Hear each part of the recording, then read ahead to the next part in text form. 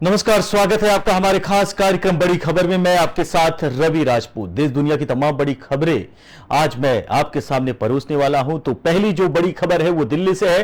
आपको बता दें कि दिल्ली समेत और आसपास के राज्यों में बारिश का कहर है। पिछले 24 घंटे में 7 राज्यों में लैंडस्लाइड और बाढ़ की अलग अलग घटनाओं में 56 लोगों की मौत हुई है। वहीं मनाली में बारिश का 52 साल का रिकॉर्ड टूट गया है और सोलन में 9 साल से में आपको बता दें कि ये पहली इतनी रिकॉर्ड तोड़ बारिश दर्ज की गई है। हिमाचल में कई नदियां नहरें उफान पर हैं। आपको बताते चलिए कि 2 जगह बादल फट गया है। पंजाब में सतलुज दरिया के पास बसे 15 से 20 गांव खाली करा दिए गए हैं। वहीं लेह लद्दाख में भारी बारिश के चलते 450 साल पुराना घर गिर गया। हिमाचल में 46 घर जमींदोज हो गए। कुल्लू में ब्यास के 7 पर्वतीय और तीर्थ नदी भी उफान पर हैं। प्रदेश के अलग अलग क्षेत्रों में 60 गाड़ियां पानी की तेज बहाव में बह गईं। वहीं कुल्लू के कसौल में 6 गाड़ियां पानी में बह गईं।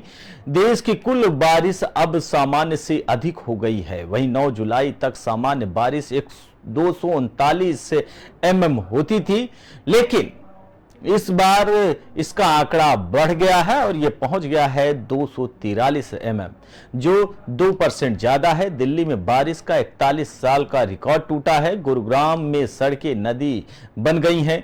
यमुना में बढ़ते जलस्तर को लेकर चेतावनी जारी कर दी गई है। यह खतरे के निशान के करीब पहुंच चुकी है। इन राज्यों में तेज बारिश होगी और आपको बताते चले कि आखिर किन किन राज्यों में बारिश का प्रकोप लगातार बढ़ रहा है और लगातार दुर्घटनाएं भी सामने आ रही हैं, जिसमें राजस्थान, मध्य प्रदेश, छत्तीसगढ़, गुजरात, जम्मू कश्मीर, पंजाब, हिमाचल प्रदेश, उत्तराखंड, उत्तर प्रदेश, हरियाणा, दिल्ली, बिहार, सिक्किम और पश्चिम बंगाल, असम, मेघालय, अरुणाचल प्रदेश, नागालैंड, मणिपुर, मिजोरम, त्रिपुरा, ओडिशा, गोवा, कर्नाटक और केरल शामिल हैं।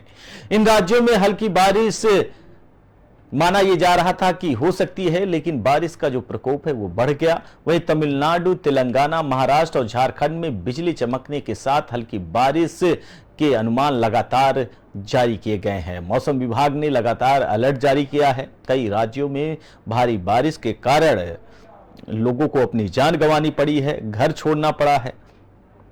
वहीं दिल्ली की सड़कें पूरी तरीके से नदी नाले में तब्दील हो गई। दिल्ली में लोग घरों से बेघर हो गए।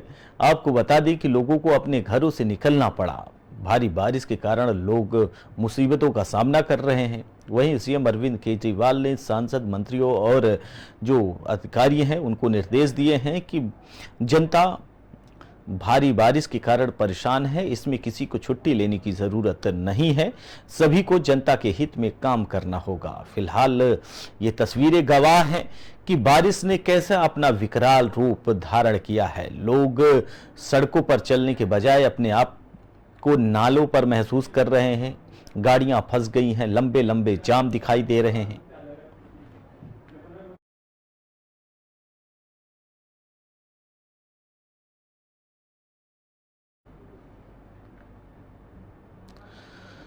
बढ़ते हैं अगली खबर की ओर, जहां यूपी में झमाझम बारिश का दौर जारी है। कई जिलों में बारिश आफत बनकर आई है। सहारनपुर के सुंदरपुर शांकुंभरी मार्ग पर सवारियों से भरी प्राइवेट बस तेज बहाव में बह गई।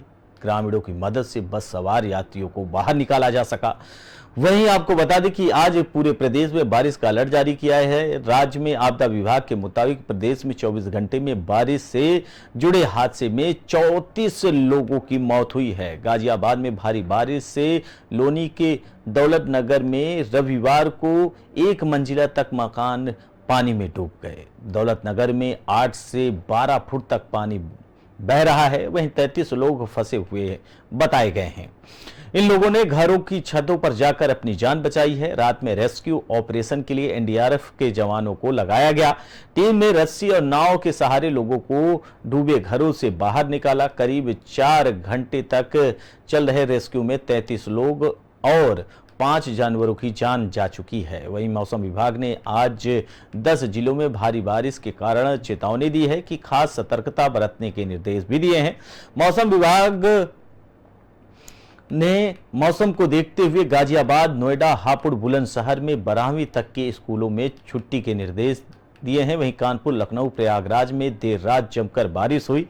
उत्तर प्रदेश के राहत आयुक्त आपको बता दें कि उनके मुताबिक प्रदेश में बीते 24 घंटे में 34 लोगों की बारिश के कारण मौत हुई है। वहीं बिजली गिरने से 17 और पानी में डूबने से 12 और बहुत ज्यादा बारिश की वजह से 5 लोगों की जान गई है। बागपत, इटावा, उन्नाव, आगरा और बलिया में बिजली गिरने से एक और जालौन में, कानपुर देहात, कन्नौज और गाजीपुर में 2 और मैनपुरी में 4 लोगों की मौत हुई है। पानी में डूबने से संत कबीर नगर में 1 और बदायूं में 2, बरेली में 4 और रायबरेली में 5 लोगों की मौत हुई है। बहुत ज्यादा बारिश से एटा, कन्नौज, कौशाम्बी में 1 और मुजफ्फरनगर में 2 लोगों की मौत हुई है। सीएम योगी आदित्यनाथ ने बिजली गिरने, पानी में डूबने और बारिश से हुई मौतों पर शोक व्यक्त किया है। दिवंगत व्यक्तियों के आश्रितों को 4-4 लाख रुपए की सहायता राशि तत्काल देने के लिए कहा है। वहीं यूपी में भीषण बारिश से 24 घंटे में 34 लोगों की अब तक मौत हो चुकी है।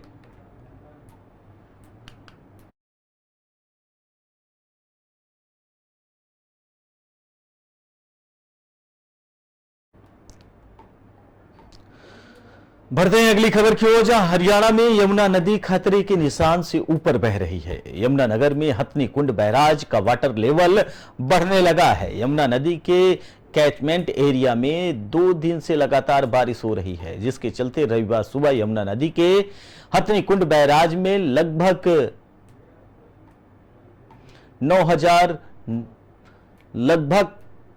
10,000 के करीब क्यूसेक वाटर लेवल दर्ज किया गया है। 1 लाख क्यूसेक पानी आने पर मिनी फ्लड घोषित कर दिया जाएगा। हरियाणा के यमुनानगर जिले में बने हथनी कुंड बैराज में यमुना नदी का पानी हिमाचल और उत्तराखंड के पहाड़ी इलाकों से निकलकर पहुंचता है। हिमाचल और उत्तराखंड में 2 दिन से हो रही लगातार बारिश के चलते यमुना नदी में पानी भी लगातार बढ़ रहा है। वहीं आज सुबह हथनी कुंड बैराज में 60,000 क्यूसेक पानी था, लेकिन इसका आंकड़ा 11 बजे 71,000 क्यूसेक पानी दर्ज किया गया। यह बढ़कर 12 बजे यानी कि 1 घंटे पहले तक 84,000 क्यूसेक पानी पहुंच सकता है। इसके बाद 1 बजे हथनी कुंड बैराज में 90,000 क्यूसेक से ऊपर पानी हो गया है। आपको बता दें कि वहीं 2 बजे की आंकड़े के हिसाब से आपको बता दें कि जिस हिसाब से पानी बढ़ रहा है, यमुना नदी में हथनी कुंड बैराज लगभग 99,146 क्यूसेक पानी दर्ज किया गया है जाएगा। आपको बताते चले कि यमुना नदी में लगातार जल स्तर बढ़ रहा है, जिससे यह माना जा रहा है कि आने वाले घंटे दर घंटे आज और कल तक लगातार पानी का जो जल स्तर बढ़ रहा है वो 1 लाख से भी ऊपर पहुंच सकता है।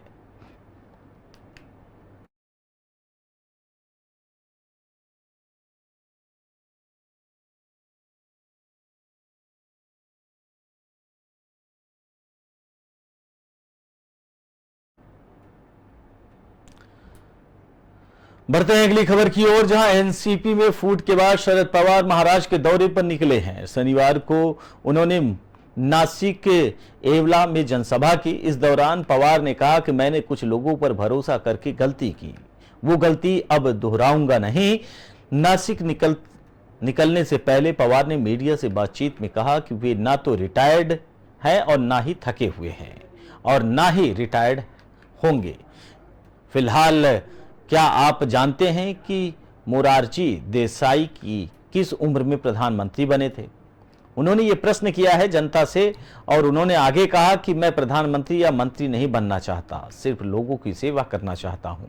अजीत पवार ने 2 दिन पहले कहा था कि साहब की उम्र हो गई है, अब उन्हें रिटायरमेंट ले लेना चाहिए, मुझे आशीर्वाद देना है। वहीं पवार ने तब कहा था कि मैं पार्टी को फिर से खड़ा करके दिखाऊंगा, मैं एक बार फिर से पूरे महाराष्ट्र का दौरा करूंगा।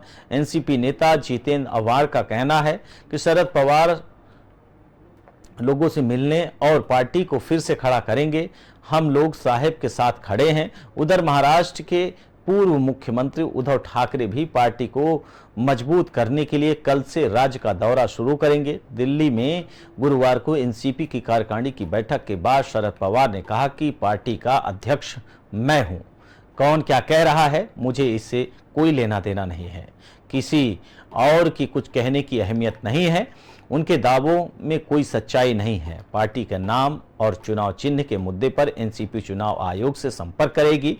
जब पवार ने रिटायरमेंट को लेकर सवाल पूछा गया तो उन्होंने कहा था कि 82 हो या 92, उम्र से कोई फर्क नहीं पड़ता, मैं पार्टी को फिर से खड़ा करूंगा।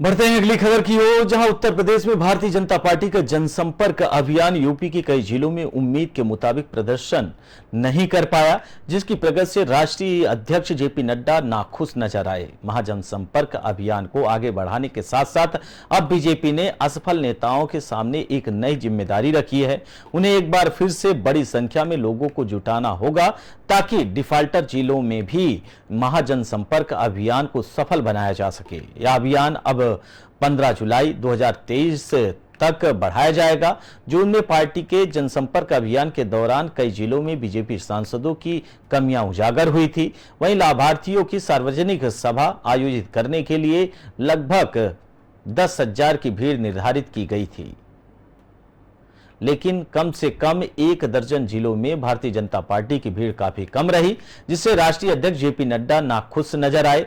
इस संबंध में उन्होंने प्रदेश अध्यक्ष और संगठन महासचिव धर्मपाल सिंह से रिपोर्ट ली। इन जिलों में अब सांसद का टिकट खतरे में बताया जा रहा है। इन जनसंपर्क अभियान के दौरान बीजेपी ने हर लोकसभा क्षेत्र में एक जनसभा का आयोजन किया था। इस जनसभा का लक्ष्य 10,000 लोगों को जुटाने का था। कई जिलों में सूचना मिली कि वहां सांसद भी भीड़ नहीं जुटा सके हैं। हाल ही में जेपी नड्डा ने प्रदेश अध्यक्ष भूपेंद्र चौधरी और संगठन महासचिव धर्मपाल सिंह से वर्चुअली बातचीत की और पूरी रिपोर्ट उनके सामने रखी।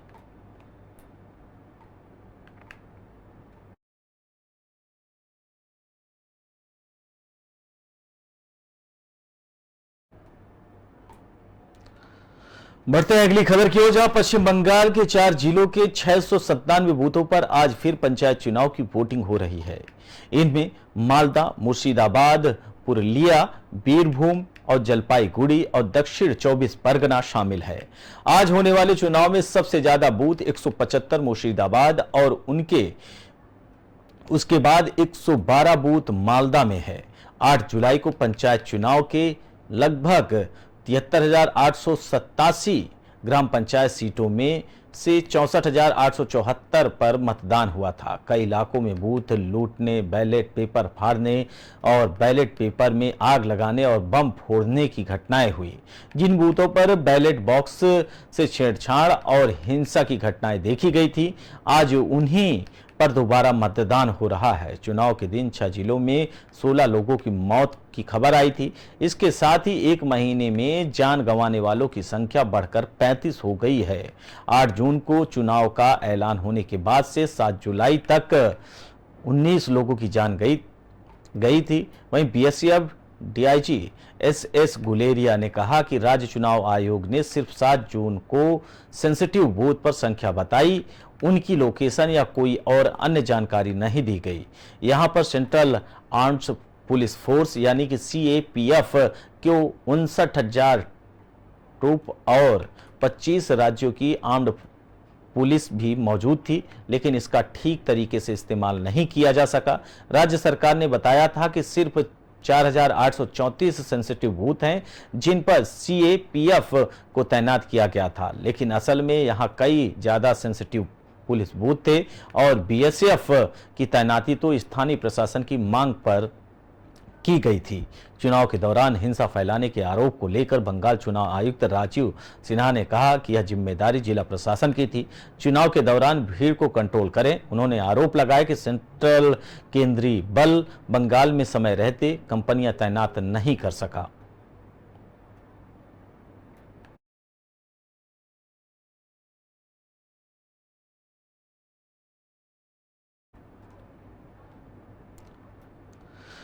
वहीं बढ़ते हैं अगली खबर की ओर, जहां सावन के महीने का आज पहला सोमवार है। सावन महीने के पहले सोमवार को उज्जैन के महाकालेश्वर मंदिर में भगवान महाकाल की पूजा अर्चना की जा रही है। साथ ही इस पावन महीने में उज्जैन में भगवान महाकाल के दर्शन के लिए श्रद्धालुओं की भारी भीड़ उमड़ रही है। भगवान महाकाल को उज्जैन का राजा कहा जाता है।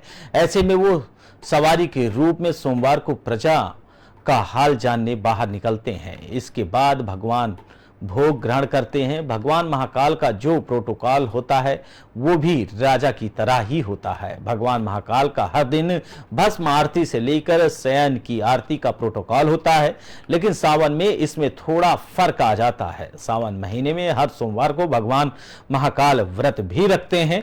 भगवान महाकाल की रोज अलसुबह भस्म आरती होती है। आरती के साथ ही उन्हें जगाया जाता है। सावन महीने में भगवान महाकाल की भस्म आरती हर सोमवार को 2:30 बजे यानी 2:30 पर, बाकी दिनों में 3 बजे शुरू की जाती है।